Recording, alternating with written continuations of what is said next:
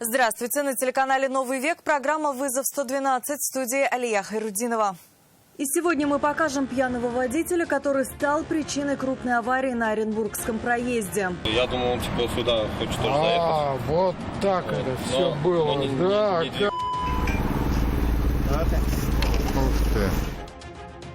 Расскажем, кто виноват, если в дверь машины на дороге врезался водитель электросамоката. Я призываю к тому, чтобы не покупали эти самокаты, вообще запретили эти самокаты в городе. А также достали из широких штанин. Задержание мужчины с огромной дозой синтетических наркотиков и где он их прятал. Откуда идешь? Из леса, видимо. Это и не только прямо сейчас. Нетрезвый водитель «Лады Ларгус» устроил крупную аварию на Оренбургском проезде. Его легковушка протаранила Nissan Qashqai, который после удара снес дорожный знак и вылетел с дороги. После аварии предполагаемый виновник стал грубить очевидцам, нападать на сотрудников Росгвардии и делать вид, что к произошедшему он не имеет ни малейшего отношения. Водитель «Лады Ларгус» вел себя довольно буйно, поэтому сотрудникам Росгвардии пришлось несколько ограничить его движение. Причины такого поведения всем были ясны. Выпивали сегодня? Нет. Не выпивали. То есть вы трезвый, да? А как авария произошла?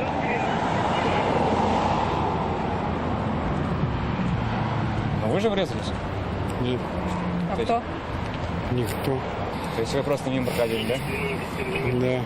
Но множество очевидцев утверждают, что именно этот мужчина управлял «Ладой Ларгус» и просто снес Nissan Qashqai, который выезжал с территории больницы. Он начал прижиматься, на повороте не включил. Я думал, он сюда хочет тоже заехать. Вот так это все было. Здесь уже все машины стоят, потому что не красный горит. И он, получается, прямо на встречку, прям вот миллиметр остался, он резко вырулил и, по-моему, засыпать начал. И я за ним продолжал движение, но понял уже что-то не то, замедлился. И потом он начал разгоняться, и я уже про себя сказал, сейчас он, наверное, врежется. И, получается, врезался, я его за руку сам держал. То есть он пытался убежать или что? Не убежать он пытался, он подбежал к пассажирскому своему автомобилю и говорил, что там сидит человек, хотя там никого не было. Он говорит, умирает, у него сердце бьется. Для официального подтверждения очевидного мужчине предложили пройти тест на употребление алкоголя.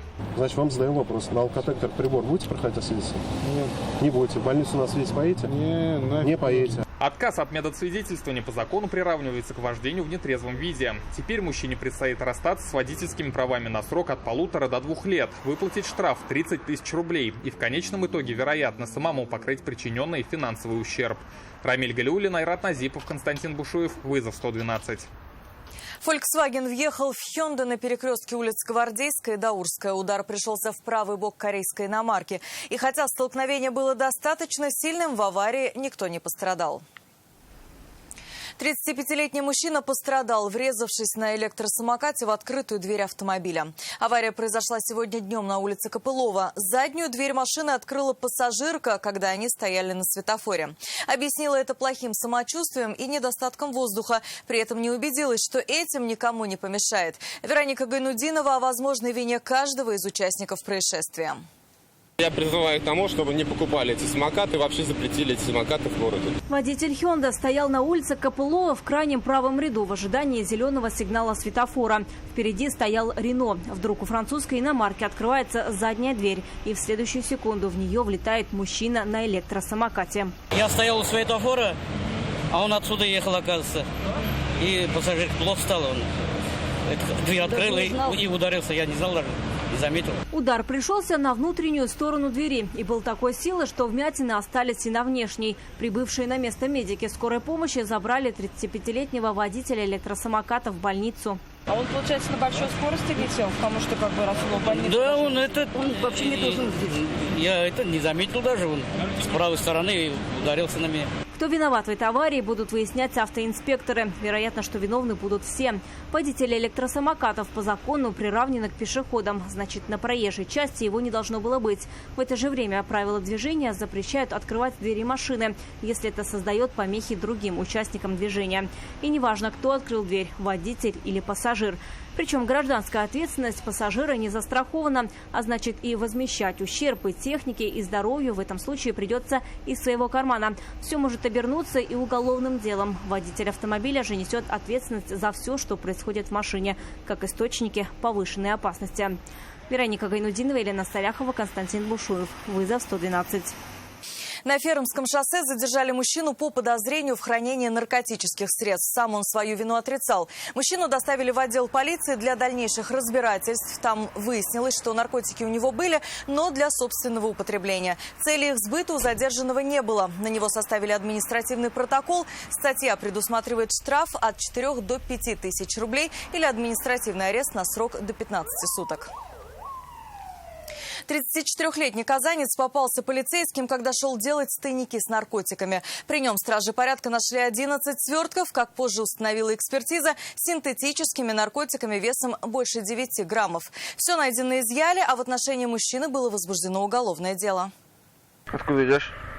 Из леса вестимо. 5 часов утра. Тихая улочка в частном секторе рядом с Константиновским лесом. Озирающийся по сторонам мужчина привлек внимание патрульного экипажа. Меня бросили, два парня. На шашлыках были. А где живешь? Живу в авиастроительном. Позвали на шашлыки, кинули, бросили меня, без фонарика оставили. Прям в лесу, что ли? Да, на краю. Рассказывая эту историю, 34-летний мужчина сильно нервничал. Это наряду со странной историей, которую он рассказал, и стало поводом для его тщательного досмотра. Они достали из его широких штанин в общей сложности 10 свертков с белым порошком. 9 было в левой штанине, 1 в правой. Еще один пакетик находился в бумажнике. Значит, смотрите, уважаемые понятые. Полиэтиленовый сверток. Все обнаружено было изъято и направлено на исследование. Экспертиза установила, что представленные на исследование вещества общей массой более 9 граммов содержат в своем составе наркотическое средство PVP. В отношении мужчины было возбуждено уголовное дело по статье «Покушение на незаконный сбыт наркотиков в крупном размере». На время следствия он заключен под стражу. Рамиль Шайдулин, Елена Саляхова, вызов 112. Сегодня в Приволжском суде приступили к рассмотрению громкого дела о краже в 2018 году в Казани драгоценностей и якутских бриллиантов на общую сумму 160 миллионов рублей. Подозрения пали на жителя Колумбии Эдгара Алехандро Валеро. Следователи считают, что именно он, прикрываясь помощью сотрудников охранного предприятия, похитил ювелирные изделия. Он скрылся, о месте нахождения драгоценностей никто не знал, а они все это время лежали в лесопосадке на улице Мусина. Елена Саляхова из зала суда. Кольцо из золота с 22 бриллиантами, одним изумрудом, стоимость 29 700 рублей. Кольцо из золота с 9 бриллиантами, стоимость 30 600 рублей. Чтобы перечислить весь список украденных драгоценностей, понадобилось несколько часов. Кольца, серьги, подвески, браслеты с бриллиантами и изумрудами. 2612 ювелирных изделий в 2018 году пропали с ювелирной ярмарки. Это было 70% активов якутского предприятия. Тогда в выставочном центре во время разбора экспозиции двое неизвестных мужчин вызвались помочь сотрудникам охранного предприятия. Они сложили вещи и чемоданы с бриллиантами в автомобиль. Уже в аэропорту представители компании не досчитались кейса с драгоценностями. Ущерб владельцу украшений оценили в 160 миллионов рублей. Полицейские установили личность предполагаемого злоумышленника. Им оказался гражданин Колумбии. По версии следствия, он участвовал в упаковке ценного багажа. Мужчина был объявлен в международный розыск. Эдгар Алехандро Валеро, так зовут обвиняемого. К тому времени он уже покинул нашу страну. В сентябре 2019 года его задержали в Аргентине, а в марте этого года его экстрадировали в Россию. Всех интересовал один вопрос – где бриллианты? Где бриллиант спрятал? Нашли драгоценности в лесопосадке на улице Мусина, рядом с торговым комплексом. Подозреваемый сам указал место, где спрятал украденное. Все похищенное вернули владельцу. Сегодня в Приволжском суде Казани стартовало слушание этого громкого уголовного дела. Прокурор огласила обвинение. Свою вину Эдгар Алехандро Валеро не признал. Если будет доказано, что именно он причастен к похищению драгоценностей, то за кражу в особо крупном размере ему грозит до 10 лет лишения свободы. Елена Саляхова, Константин Бушуев, вызов 112. Это все, о чем мы успели вам рассказать. В студии была Алия Хайрудинова. Увидимся и не бросайте вызов судьбе. Вдруг она его примет.